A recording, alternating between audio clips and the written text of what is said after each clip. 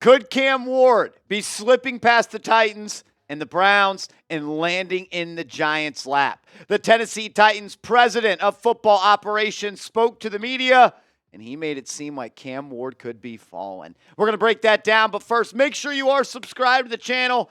It is draft season, which means there are going to be draft rumors to talk about every single day, and I don't want you to miss it. So if you want multiple free videos every day on the New York Football Giants, hit that sub button and help us get to our goal of 64.5 thousand subscribers.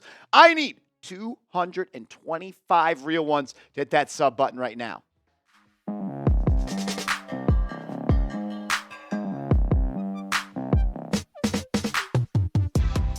You're watching Giants Now by Chat Sports. I am your host, Marshall Green. On today's show, we're going to react to what Chad Brinker, the football president of football operations for the Tennessee Titans, says we won't pass on a generational talent with the first pick in the 2025 NFL draft, which means that potentially Cam Ward could still be on the clock. Mike Garafolo said this earlier on Twitter today, saying, generational talent, in quotes, equals Travis Hunter, not one of the top QBs. So file this one away for later as the Titans get closer to making their pick, as we are 92 days away from today. So Travis Hunter potentially going number 1 overall. There's been a lot of talk that the Browns aren't interested in taking a quarterback. Maybe they go Abdul Carter, which means that the dream is still alive. You're telling me there's a chance that we could still have this happen. Cam Ward taking snaps under center with the blue helmet and the white NY on the side with the red strap, throwing the ball to Malik Neighbors. We've been dreaming about this since week 0 of the college football season. At times, it didn't seem like it was going to happen. Probably just yesterday, I said I probably would have said it had about a 5% chance to happen. But thank you to Chad Brinker, the president of football ops, pretty much saying we are not going to pass on Travis Hunter or Abdul Carter. But it's not just his pick. Mike Borgonzi is the new general manager for the Tennessee Titans. He comes over from the Kansas City Chiefs. He was their assistant general manager. And there was some talk throughout league circles of who's got final say-so. Does Borgonzi? Does Brinker? Is it the GM? Is it the president of football ops? And Borgonzi made it clear, I will pick the players. So there you have it. It was also documented, though, that it will be a joint collaboration between the two, Borgonzi and Brinker, on who is going to have final say-so. So maybe they don't even know yet. But hopefully they both agree that it would be a great idea for Tennessee to pass on Cam Ward. And, I'm all for it because I don't give a rat's ass about the Titans, and I want the Giants to have the opportunity to stick at number 3 and select Cam Ward, the best quarterback in this class, in my opinion, by a pretty sizable gap. But when you actually talk about what's right and what's smart, it is wild to pass on a quarterback, QB1, the best quarterback you think in the class, when the quarterback on your roster is Will Levis. Look, it could make some sense, and maybe I turn out to be wrong down the line.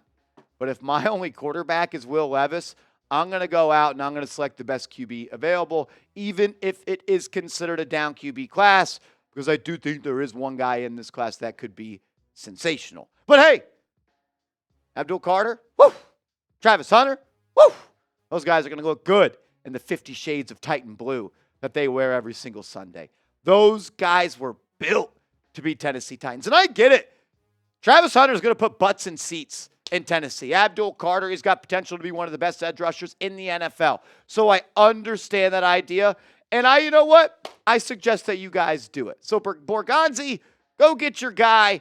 Go get Travis Hunter. Put butts in seats. Make people come to the stadium. If you want the Titans to pass on a QB so the guy can fall in the Giants' lap at 3, hit that thumbs up icon. Speak it into existence. Manifest it. Smash the thumbs up icon. Look, I know we're all having fun and we're joking around a lot, and it's optimistic Marsh. Remember, you guys were telling me I was a negative Nancy. We're going to be optimistic a little bit more on this channel. And I'm hoping that a quarterback does fall. And I think there is reason to believe that one could. But I'm not going to act like taking Travis Hunter at pick 1 is a bad pick, because I would love to have Travis Hunter at pick number 3 if both quarterbacks are gone. And I may even take him over Shedeur Sanders. I think Travis Hunter has potential to be the best player in this class. Mel Kiper agrees. He has him as his number one player on his big board, saying Hunter has a great feel for the game on offense and defense, and he played a whopping 1,458 snaps over 13 games this season. I really think he has a chance to play both sides of the ball early in his pro career and make an impact both ways, though I'm ranking him as a receiver right now. The offensive and defensive coordinators for the team that ultimately draft him are going to be battling each other to use him. Hunter has tremendous hand-eye coordination and elite ball skills. His physical traits and quickness are off the charts, but the Heisman winner also thinks about the game at a high level. He is a highly competitive prospect who works hard to maximize his potential. And I agree with everything that Mel Kiper has to say there. If you've been watching this show, I've been telling you, I think he's the best wide receiver in this class, and I think he's the best corner in this class. That was when people were telling me he wasn't a top 5 wide receiver or a top 5 corner. Never agreed with that nonsense. You just watch the tape and the guy moves different. He operates different. He does things on the football field that other people cannot do. My offensive NFL comp for him is Odell Beckham Jr. Explosive, elite ball skills, wide catch radius, strong hands, and when the ball is in his hands, he's the most dynamic player on the field. He can go 0 to 60 just as fast as anybody, and if he catches a slant with just any room to breathe, he'll be going off and running to the races like Odell did against the Baltimore Ravens and so many other teams. On defense, I think he's only getting better and better every game he plays. The leap he took from 2023 to 2024 was awesome. You see all the stats on screen. He was great for Colorado as the defensive back. And I think he can play both ways in the NFL. He played nearly 1,500 snaps in 13 games this year. What's going to change? Is he going to get more tired playing offense? Is he going to get more tired playing defense? Sure, obviously bigger, faster, stronger players in the NFL, but this guy's built a little bit different. He moves a little bit different, and he plays a little bit different. That's why he was the Heisman as a two-way player. I think he's the best receiver. I think he's the best corner. I compare him to Trayvon Diggs, elite ball skills, turnover-creating machine, and a guy that runs the routes for wide receivers. Yeah, I do think it would be a good pick for Tennessee, all jokes aside. Number 1 overall. I also think it would be a good idea for them to target Abdul Carter, the 6'3", 260-pound edge rusher for Penn State. This is someone that is playing their very first season of football coming off the edge. He was an off-ball linebacker his entire football career leading up to this. And in his first season, as a guy coming off the edge, 60 tackles, 10 sacks, and 2 forced fumbles. Mel Kiper has him ranked as the second best player in this class, saying Carter is versatile and has plenty of experience effectively operating as an off-ball backer, helping him crack 60 tackles in 3 straight seasons at Penn State. But the hope this season was he would make a dent in opponents' game plans as a pass rusher off the edge. Mission accomplished. Carter has the traits to wreak havoc, getting pressure on 18.5% of his snaps. He is instinctive and fast flying to the football. Carter's 23.5 tackles for loss was number 1 in the nation. When you talk about a player that you want to target with the number 1 overall pick that plays the edge rushing spot, it is Abdul Carter. I think he needs to put a little bit more weight on. Not sure he played at over 250 pounds this year, maybe closer to 240 pounds, but I'm not worried about him putting on weight as he becomes more and more of a grown man. You can't teach what he has, which is unreal first step, unreal bend, unreal football IQ. His ability to diagnose plays is unreal. And when you talk about what do you want in a blue chip edge rusher, it is Abdul Carter. Every trait you want, he's got. Quick first step, strong punch, can get off blocks, make plays in the run game and in the pass game, can get after the quarterback, and I think he has Micah Parsons type upside and potential. Look, both Hunter and Carter are worthy of the number 1 pick, especially when you listen to the big media out there that it's a bad QB draft class. Well, then take the best 2 position players, 1 and 2. I beg you. You know what? I dare you. I dare you, Tennessee, to take one of those guys, and I double dog you, Cleveland, and Andrew Berry, to go select one of those guys, number 1 and number 2. That way, the New York Football Giants get the best quarterback in this class. We'll talk about Cam Ward, and we'll do a quick scouting report on him. But first, I got to give a major shout-out to our proud sponsor, Fume. Go to tryfume.com/chatsports or scan the QR code on screen. That link will be clickable down in the comments and description of today's show. Have you ever caught yourself reaching for a bad habit? Maybe it's that moment when you're with your friends and you just want to feel like you fit in. Well, that's where Fume comes in. It's not about quitting. It's about finding a better alternative. Fume, the sponsor of today's video, has created an innovative flavored air device that's perfect for those moments when you want to break away from bad habits and still have something enjoyable to reach for. Fume is an award-winning flavored air device that draws flavor to your mouth, not your lungs. It's a great way to satisfy your oral fixation with non-toxic flavors, free from nicotine or vapor, and it's safe to use anywhere. My favorite flavor is crisp mint.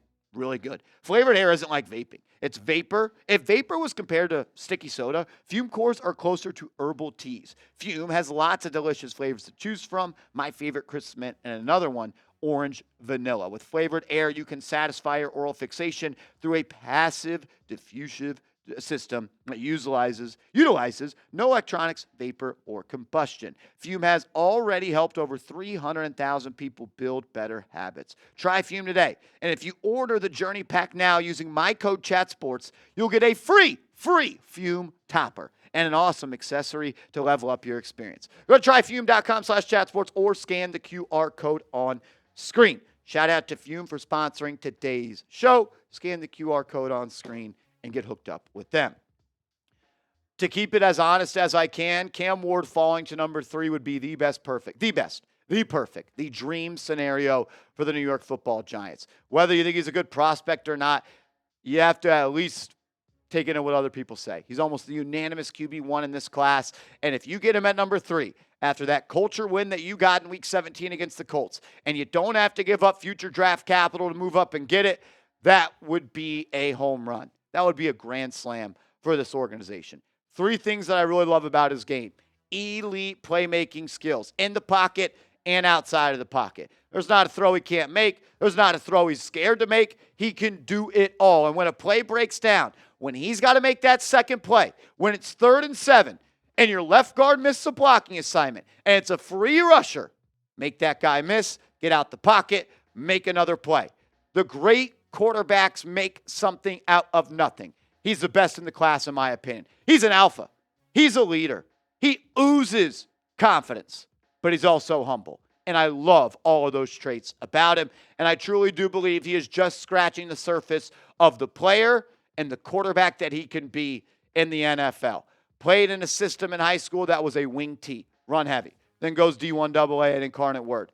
Sets records. Then he goes to Wazoo. Plays great. Goes to Miami. And every time the competition he faced upped his play, it upgraded. Things he needs to improve upon. Not a perfect prospect. I'm not going to sell you on that. Ball placement on gimme throws. Sometimes he just misses the gimme throws. Got to just be more consistent there. He doesn't only need to play hero ball. Sometimes it's hero ball for him or bust. He's always got to hit a home run. Sometimes getting on base is okay. Sometimes taking a walk is okay. Sometimes taking the single and letting your wide receivers work after is okay. I don't want you rolling right, throwing across your body back to the left hash. Leave that stuff at Miami and grow pre and post snap. Say about any quarterback, I think that's an area that he needs to improve on. Some advanced stats for him. Great big-time throw guy. He's one of the best big-time throw guys in the NFL, almost 6% there. The turnover-worthy play percentage right where you want to see it when your big-time throw percentage is at 5.7. You want to pretty much be able to have the TWP percentage as much as half of what the big-time throw percentage is. His adjusted completion percentage, 76.3. That checks a good box. He pushed the ball downfield more than any other quarterback in college this year. 9.8 yards per throw and only 2 sacks. He was charged with just 2 sacks on his own. So for the crowd that tells me he holds the ball too long, show me the film, because my film analysis and the advanced analytics tell me that he was only credited with taking 2 sacks on his own watch. When you look at some statistics, I like to look at pressure. How do you play under pressure? How do you play when the offensive line is not delivering? When he's kept clean, he's awesome. Completes 72% of his passes, 32 touchdowns, just 3 picks. When it's clean, when it's on time, it's on target, he's as good as it gets. Under pressure, he's got to be a little bit better. The turnover-worthy play percentage is bigger than the big-time throw percentage under pressure. You want to beat that, or you want that to improve. 4 picks to 7 interceptions and only a completion percentage of 51. When he's not blitzed, he tears them up. That's what you want in a quarterback. And when he is blitzed, he tears them up even more so. When they leave less defenders in coverage, I want a quarterback that could pick apart the defense. He could do that. He also can make throws at every level of the field. On throws that traveled 20-plus air yards, he completed 45% of his passes. One of the best marks in the college football last year. 14 touchdowns to 0 picks. 26 big-time throws, just 4 turnover-worthy plays. I think he can improve a little bit from 10 to 19 yards. A little bit sloppy, I would say, getting late to some of those reads. Not anything I'm worried about. I think he's the best screen thrower in the draft. I think that's something that people don't put a lot of stock into, but he gets the ball out quick, gets the ball out on target, and I think he maximizes yak for his wide receivers. We saw a quarterback last year that played for the Giants in the prior 5 seasons that was inaccurate at or near the line of scrimmage that limited yak. Cam Ward, he doesn't do that. His release is quick. He's got heat on the ball, and he could make Malik Neighbors the best yards after catch wide receiver in the NFL. And we could see what he did against the Colts almost every single Sunday. Overall, this may be a hot take, but when it comes to the New York Giants drafting Cam Ward, I think that Ward could have a similar effect that Jaden Daniels had for the Washington Commanders. And it goes more and beyond just what he does in between the white lines. I'm talking about what's in between the ears. I'm talking about what's thumping in his chest. Leader, alpha, dog, and someone that can galvanize the locker room. Someone that can get troops to rally around him and believe in whatever they say. He is a culture creator. Not a Week 17 win against the Colts. That doesn't create culture. Men, leaders, and winners. All of those things describe Cam Ward, and he is someone that could be a real culture creator for the New York Football Giants. Listen to what Mario Cristobal had to say about him, his head coach this year. He said, in every aspect, Cam Ward, he's magical as a player and as a leader. He's an alpha dog, and his personality, his mentality, they match what he does on the field. When you go put those things together, the strength of his leadership grows. He's brought a lot to the table. It's so important what you could do as a football player and what you could do as a quarterback. But what do you got in here? What do you got in here? And how hungry are you? And I believe he's a hungry dog. Bring me Cam Ward. I truly believe he can help turn this thing around and get us back on success. Because you're going to need a good quarterback to compete in the NFC East. Because they all got good ones right now. Make sure you are following me on social media. We're going to continue to keep you up to date with everything covering the New York Giants. I'm on Twitter. I'm on Instagram at @MarshallGreen_. Hit me up. And one last time, I want to give a major shout out to our proud sponsor, Fume. Thank you so much to Fume for sponsoring today's video. Scan the QR code and use code ChatSports to get your free Fume topper when you order your Journey pack today.